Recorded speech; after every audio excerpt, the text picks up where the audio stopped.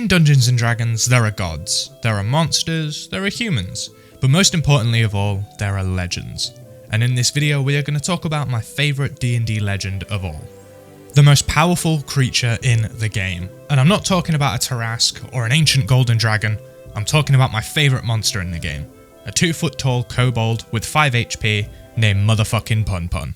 But how can kobolds be some of the most powerful creatures in the game? I mean, in your last video you said kobolds are still extremely weak.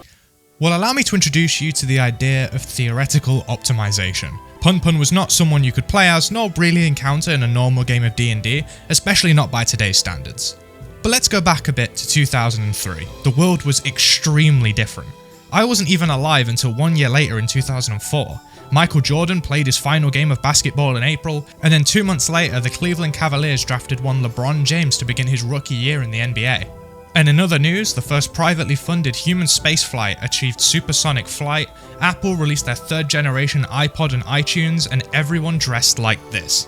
Now what does this have to do with Pun Pun? Admittedly, nothing. However, it does serve to show how different the world was. That was the same situation for D&D. In 2003 we had D&D 3.5 edition release, the purpose of which was to update some of the strange rules 3rd edition had, along with some class balancing and more skills. The fans loved it. And when you have a bunch of nerds in a room talking about numbers, theories begin to be crafted. Think theoretical sciences.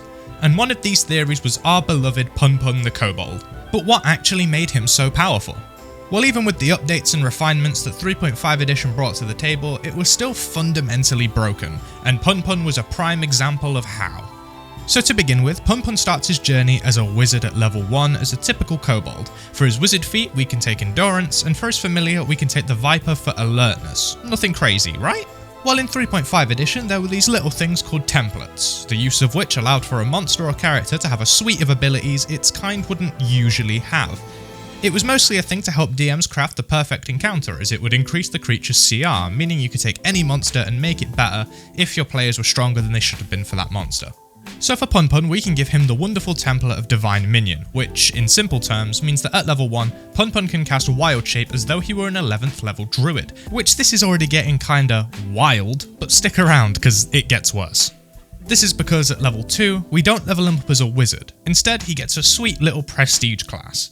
But what's a prestige class? Well, it was an alternative class that had a small pool of specialised abilities dependent on the one you chose, and for Pun Pun we're going to pick the Master of Many Forms, which specialises in, you guessed it, Wild Shape. Now, for each prestige class they had a list of requirements, and for Master of Many Forms you needed the Endurance feat, which we got at level 1, the ability to Wild Shape, which we got through being a Divine Minion, and the Alertness feat, which we got from our Viper familiar. Now this is where it starts getting serious. If we hop over to when Pun Pun has done enough adventuring to be level 5, he can be a level 1 in Wizard, level 1 in Divine Minion, and 3 levels in Master of Many Forms. At the 3rd level of Master of Many Forms, Pun Pun can wild shape into monstrous humanoids, which I guess makes him a bit stronger, but there's really no reason to call him the strongest, right? Wrong. Pun Pun can now wild shape into the Saruk, which in the Forgotten Realms is technically an ancestor to all the lizardy looking people, as they created them all. And a fun fact about Saruki? They can use their supernatural ability named Manipulate Form, and this basically allows us to manipulate the types of abilities that these lizardy looking people have access to, which we can then use to give ourselves Manipulate Form itself, so we don't have to be a Saruk to use it. However, Saruks can't use Manipulate Form on themselves or other Saruks. So, are we stuck? Is there really no way for us to continue? Wait, what's that? It's our snake familiar, because technically he's a descendant or created by a Saruk. He's a little lizardy person, meaning that we can give him Manipulate Form, so when we transform back into our normal kobold self as a lizardy person, our Viper can give Pun Pun Manipulate Form as an ability. And if you didn't notice, a kobold isn't a Saruk, meaning that we can use Manipulate Form on ourselves at will, allowing little Pun Pun here access to every ability that any class or monster has access to in any book. Now let's have some fun with these abilities. So let's say Pun Pun wants to become some kind of martial melee weapon user. Well, he'd need a strength stat higher than his base 10 strength, using the elite kobold stat block from 5e for simplicity's sake.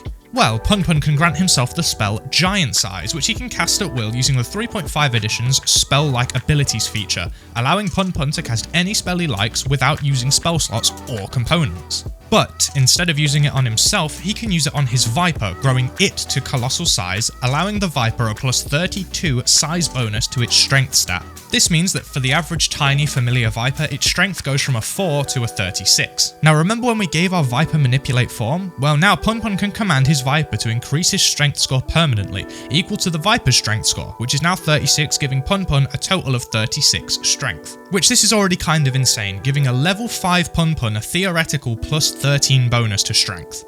However, this is not a size bonus to his strength stat, meaning we can stack a giant size spell onto Pun, giving him a plus 32 size bonus to strength, bringing him up to a 68 strength stat, which would give him a theoretical plus 29 bonus to any strength type thing he'd like to use it on. Now let's take it one step further. If we make the Viper small again, his strength goes back down to 4. But Pun keeps his permanent increase, meaning we can then use the permanent increase onto the Viper, bringing him to 68 strength. Use giant size on the Viper, his strength goes up to 101, which then, if Pun goes back to his normal height with his original 36 strength, we can do the permanent increase of 101 from the Viper to Pun, which means that his strength shoots up to 101 with a theoretical plus 45 bonus. Keep doing this and our little Pun becomes the strongest being to ever live. And best believe there are other ways to make Pun not just the strongest, but permanently increase every other stat he has, into the hundreds of thousands, even the millions. But it's not just stats. Give Pun the combined abilities of the Zodar from the Fiend Folio, which gives Pun the invulnerability to all weapon damage except bludgeoning, along with the ability of the Snowflake Ooze from the Monster Manual 3, which has the immunity to bludgeoning damage, and Pun is now immune to all weapon damage. And it really doesn't stop there, with other people now reading each individual word of the 3.5 rules, finding different ways for Pun to ascend to godhood. And that's just another reason to absolutely adore kobolds, because one day they may rise up under the Pun banner. It's better to be safe than sorry.